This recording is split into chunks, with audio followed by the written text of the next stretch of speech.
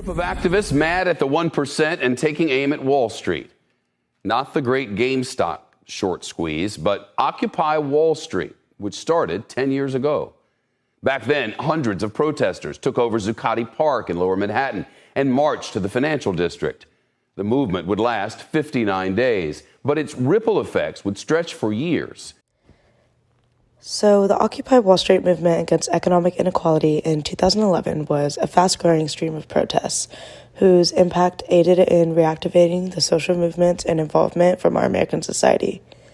After the recession, people took to the streets, most notably Zuccotti Park, in protest of the 1%ers. Throughout our presentation, we will be analyzing why the 1% gets away with their control of the economic landscape and how working-class Americans organize protests, acquire citizen involvement, and shape the political culture and socio-political movements thereafter. We are the 99%. This statement still ringing true over a decade after it was heavily used as a battle cry in the movement known as Occupy Wall Street. The Occupy protests were a series of protests about income inequality directed towards the 1%ers and the corporations who held substantial power over democracy and its socio-political influence. The 1%ers are very wealthy people who were able to use their money in a way to control the democratic process or companies or people in positions of power. In the height of the recession, it's no wonder why this movement gained such a momentum as fast as it did. But as fast as it grew, it seemed to have disappeared in the same way. With the wealth gap only widening over the past decade, we would think that the Occupy had no influence over our socioeconomic landscape. However, looking deep into it, we can see that at least some positives came from the protests. Before going to its actual impact, we'll first look at its demographic. So it can be expected, most of its participants were highly politically active and were from the Democratic Party or Third Party. And the participants were predominantly white people, so it lacked an ethnic diversity or a representation of the immigration population. Throughout this group, they actually had a higher educational attainment level and household incomes than the average New York City residents, but they still faced issues like job loss or carrying debts. For participants under 30 years old, they cared more about the access to education and student debt because they had less commitment for work and family, or what the sociologists would describe as having greater biographical availability. They tend to be more directly involved in Occupy camps. Before supporters over 30 years old, who cared more about economic inequality and corporate greed, their waves of involvement in supporting the movement was through donation. The recruitment pattern of this movement can be much explained by the social networks theory, which shows that either through building strong bonds with influential members or leaders of an organization, or to build up numerous links with different organizations' members, can both lead to more recruitment and also continual participation into the movement due to this strong bond. And for Occupy, it would be the second type, as can be seen in an interview of early participants who reported that they would expect to see their previous co-workers from other movements to show up in the Occupy together. And this network is further expanded by what the author Tufekci would call as the digital networked public sphere, which is basically just a description of the social media where people can post and share their grievances, and their posts can be shared to strangers who they previously would not be able to reach out to, but these strangers might have the same issues and be willing to take part in the movement altogether. The favoring of network structure resulted in a decentralized power distribution within the organization.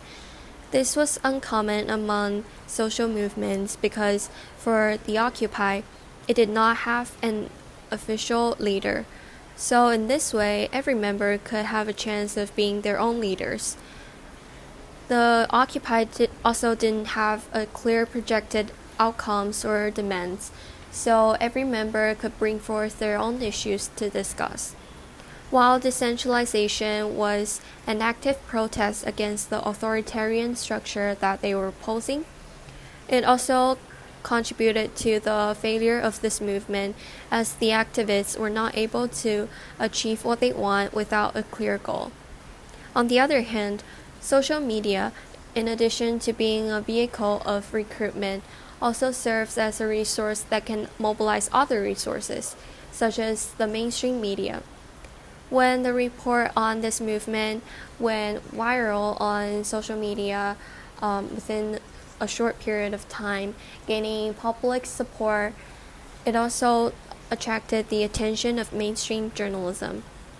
But we'll see some of the ineffectiveness of using social media as their tactic.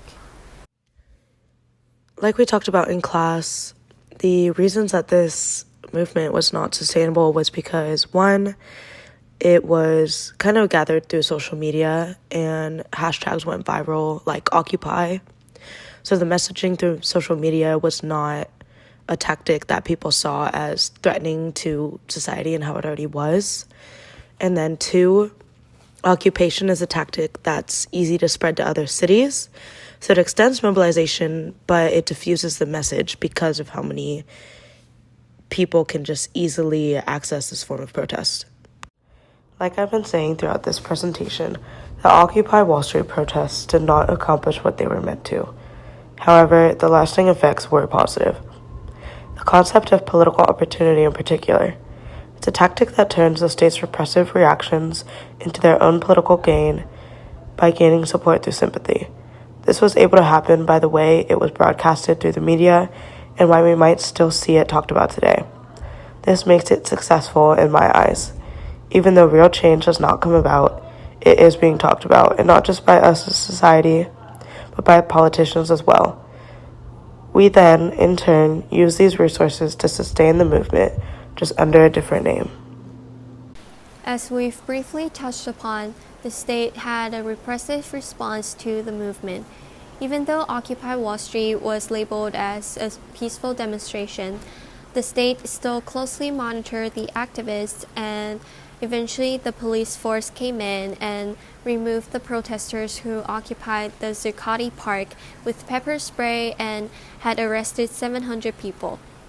This type of hard policing can be characterized as antagonistic or total control, which simply refers to an aggressive protest policing that coercively intervened into a movement, especially the peaceful ones. So with state repression and also all the other factors that we identified that had contributed to the failure of this movement, Occupy Wall Street was rather short-lived. And some of the scholars even think that it was more of a moment than a movement. Even so, its impact was still long-lasting in that it was the first movement ever to identify financial inequality as an important social issue that needs us to pay close attention to. It also sets it as an important issue of debate in today's political agenda. While the Occupy Wall Street protests did not accomplish exactly what they wanted to in those times, the mainstream media still talks about the main message that was protested in that time. As long as politicians who are looking to change the socioeconomic structure and the wealth gap. While the problem at hand might not have been fixed, the collateral had been positively affected. Activism had been reinvented again, and a new wave of people were now reinvested in societal change for all kinds of different movements. We can't unlearn the 99%. Now what you have is a whole generation that is growing up in movement times, which explains all the escalation you're seeing in the work that's happening among very young people who were still kids during Occupy.